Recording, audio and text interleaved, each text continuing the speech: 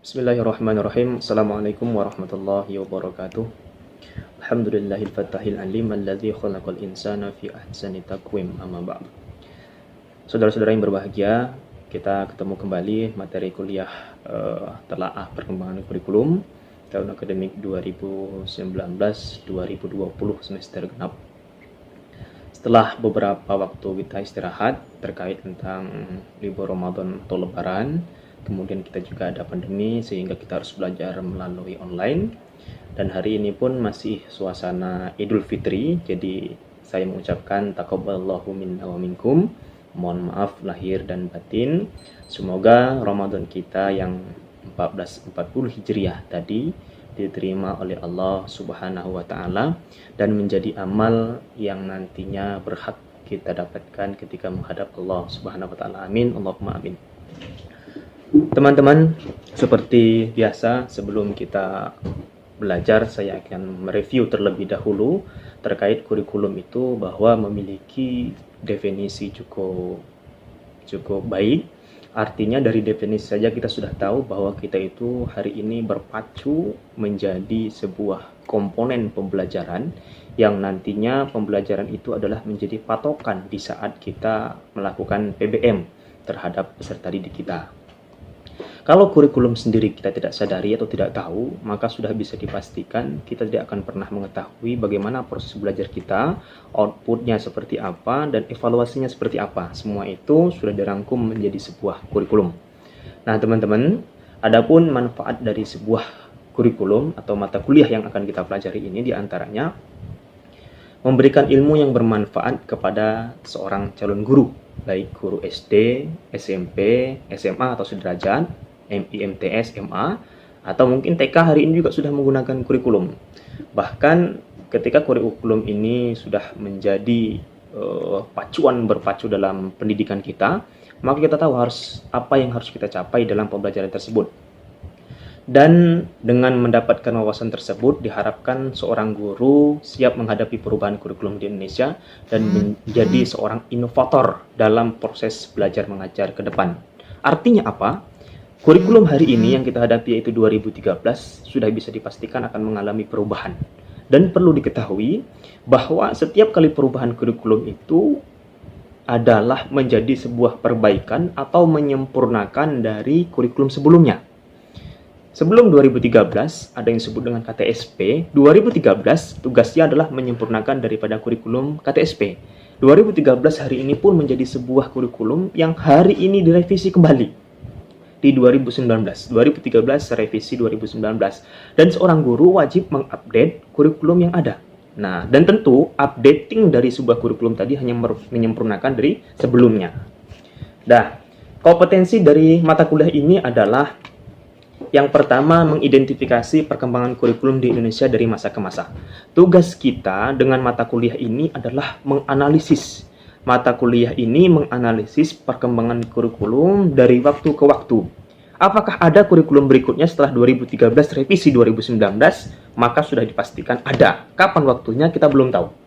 Nah, ada. Tugas guru adalah mengupdate kurikulum ini, mengimplementasikan dalam kelas dalam proses belajar mengajar kita dengan anak-anak. Yang kedua, mengidentifikasi hakikat kurikulum. Seorang guru wajib tahu hakikat kurikulum itu sendiri. Yang hari ini, hakikat kurikulum Indonesia kita hadapi sehingga 2013 itu adalah berorientasi pengimplementasian dari seorang anak tadi. Dari ilmu di kelas, kemudian diimplementasikan dalam kehidupan sehari-hari. Ini adalah hakikat kurikulum 2013.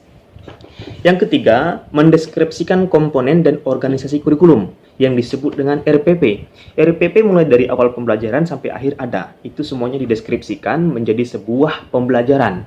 Disebut dengan rencana proses pembelajaran atau rancangan proses pembelajaran.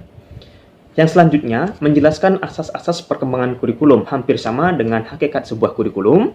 Yang kelima, menganalisis prinsip dan pendekatan pengembangan kurikulum serta mengimplementasikan.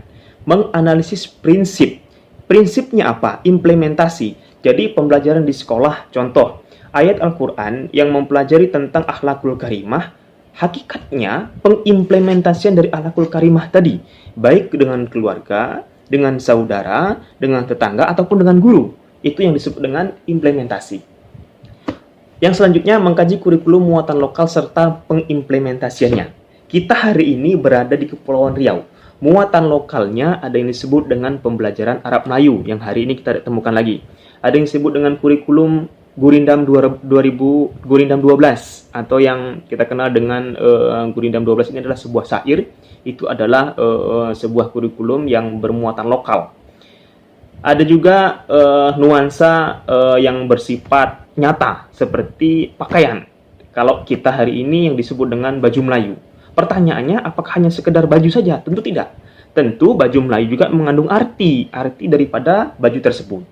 Kemudian, apakah muatan lokal tadi seperti Gurindam 12 hanya menjadi sebuah syair belaka? Tentu jawaban tidak.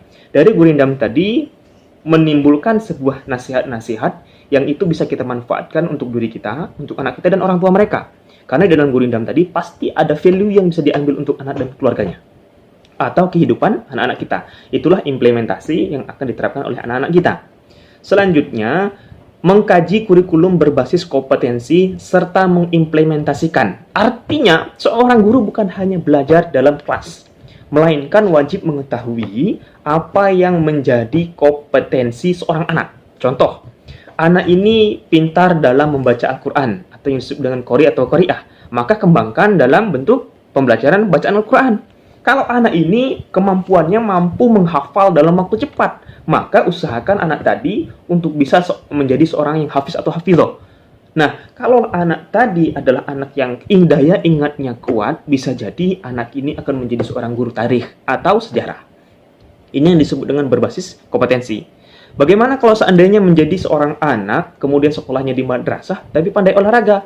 Maka jawabannya boleh dikembangkan di dalam pembelajaran di saat mereka ketemu dengan mata pelajaran penjaskes atau kesehatan. Selanjutnya, mengkaji kurikulum tingkat satuan pendidikan serta mengimplementasikannya. Artinya, guru bukan hanya mengkajinya di tingkat sekolah, kelas, dan lain sebagainya, melainkan juga mengevaluasi dengan guru-guru yang lain atau institusi lain. Baik itu Dinas Pendidikan, Kementerian Agama, atau yang disebut dengan MGMP. Musyawarah guru mata pelajaran. Di sana juga kurikulum boleh disampaikan kepada pihak-pihak terkait bahwa akan ada perbaikan untuk kesempurnaan kurikulum. Selanjutnya, mengkaji kurikulum 2013 serta mengimplementasikan. Ini adalah yang terakhir. Hari ini yang akan kita pelajari. Mata pelajaran ini berakhir dengan kurikulum 2013 serta pengimplementasiannya. Artinya, sangat berat bagi kita kalau seandainya Kurtilas ini sendiri tidak tahu hakikatnya. Tapi yang perlu diketahui menjadi garis bawah adalah semua kurikulum hari ini adalah merujuk kepada kurikulum yang berbasis implementasi. Kenapa? Karena setinggi apapun teori kita di kelas, ketika anak tadi tidak memanfaatkan materi kita nanti di saat dengan keluarga atau sosial dengan teman-temannya, maka sama dengan kurikulum tidak tercapai.